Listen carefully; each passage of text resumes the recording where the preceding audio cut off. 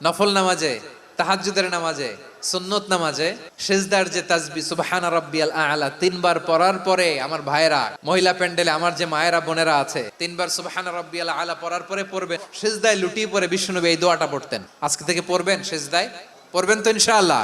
আল্লাহ বলেন তোমাদের ইলাহ হলো একজন, তিনি ছাড়া কোনো ইলাহ নেই, তিনি দয়াময়, তিনি মেহেরবান। ইলাহ যদি একজন না হয়ে দুইজন হতো, ঝামেলা আছে না নাই? আরে একজনের তো মন জোগায় চলতে পারি না, ঠিক কিনা?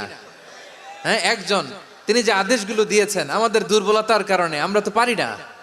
যদি 10 জন হইতো, ওই 10 জনরে হ্যাপি করতে পারতাম, তাদেরকে স্যাটিসফাই করা যেত এত সহজে। 10 জনের 10 নিয়ম থাকতো।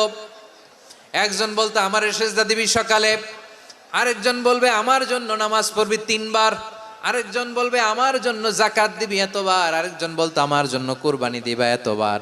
তাহলে আমাদের জন্য